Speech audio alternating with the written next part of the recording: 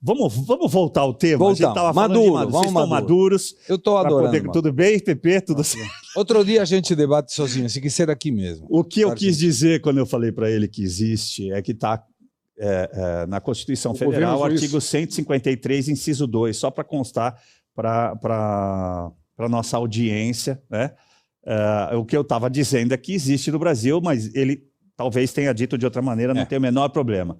Eu vou ler a matéria, que obviamente a gente vai tratar em grande parte aqui ainda da questão do Maduro.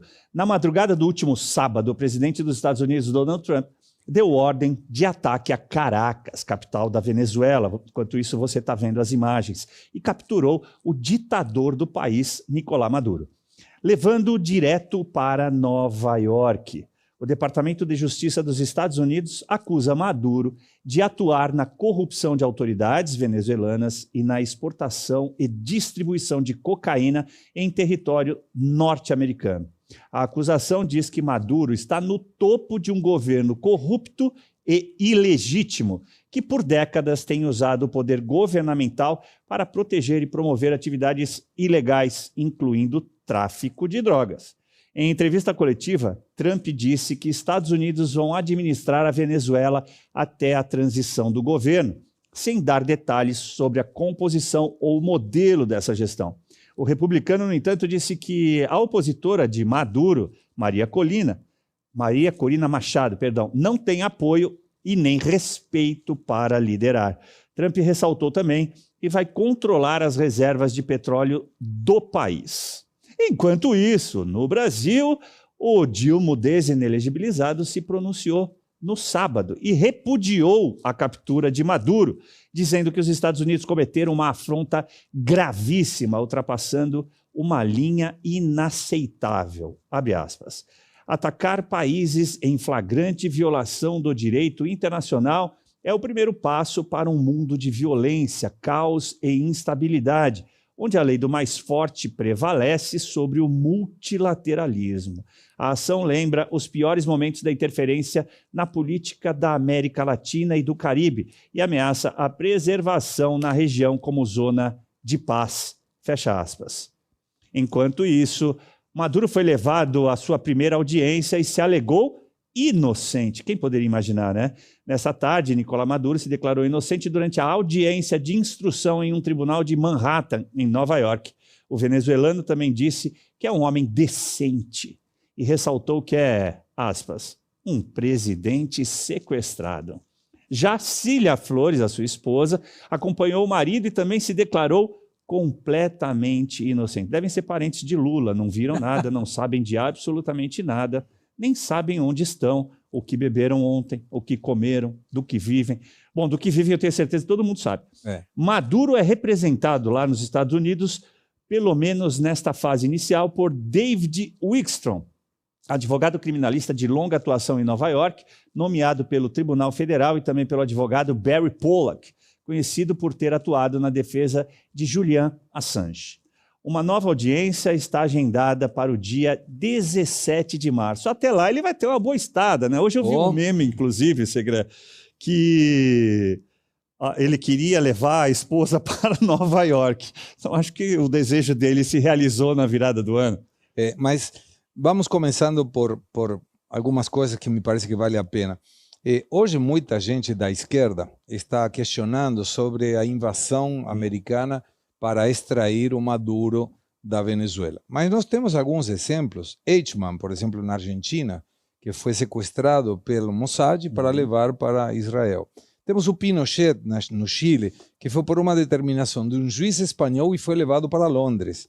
Temos o Klaus Barbier, que foi levado para a França, entre outras ocasiões. E naquele momento, mesmo com uma crítica agora da esquerda perante a ONU, que passou a ser um carimbo internacional, ninguém falou nada. Quando um exemplo que você como advogado pode entender melhor que nós, vamos imaginar que tira Venezuela e Estados Unidos, coloca um vizinho e o outro vizinho do lado. Nesse vizinho do lado, esse vizinho caivano observa que tem um homem que bate na mulher, bate nos filhos, mas quando a polícia chega, não se meta, porque a soberania o caramba.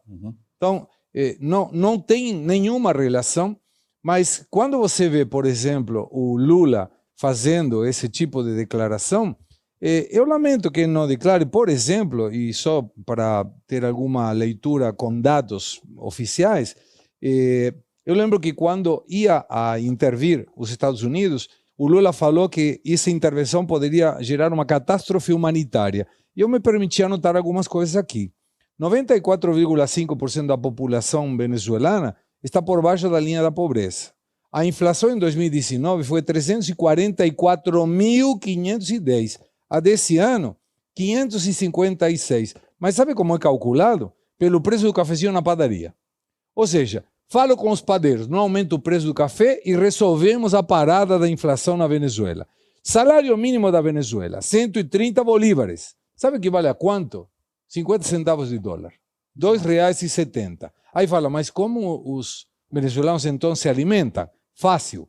O governo paga 160 dólares de renda de guerra econômica. Bolsa Família, 864 reais, que são por fora e não incluem o pagamento de aposentadoria. Ou seja, é uma pobreza administrada, é uma chantagem eleitoral. Isso é uma calamidade humanitária, não a invasão. E aí vem a outra questão, vamos lá. Hoje, de 2017 a 2018, animais do zoológico foram sacrificados ou foram usados como alimentos. Famílias tiveram que deixar animais de estimação na rua porque não tinham recursos para alimentar. Hoje, não tem no supermercado papel higiênico, sabonete, pasta de dente, macarrão, leite, água, café, arroz, frango, manteiga e medicamentos. Mas isso não é um problema de catástrofe humanitária, não. Fizeram filas de 5 horas para comprar água, porque a água da Venezuela não é potável. Você tem 1 hora por dia para tomar banho. Isso não é catástrofe humanitária. Não pode reclamar, porque você corre risco de ir preso. O PIB da Venezuela em 2013 era de 371 bilhões de dólares. Hoje é 120 bilhões. Perderam 67%. O PIB per capita eram 12.400 dólares, maior que do Brasil. Hoje é 4.200. Então você fala, cara, tem 7.800.000 venezuelanos, 30% da população que saíram fugidos daí. E quando você vê uma manifestação, e concluo, no exterior reclamando pela Venezuela, vamos Venezuela, devolvam Maduro, não tem um único venezuelano, são todos mexicanos, colombianos, um monte de gente, equatoriano, mas não tem venezuelano. Venezuelanos tem fora, 170.000 no obelisco, ontem. Esses sim são venezuelanos. Então, catástrofe humanitária é o que o Maduro estava fazendo. O povo venezuelano está liberado. E Delcy Rodrigues e Jorge Rodrigues, 2 traíras, hein?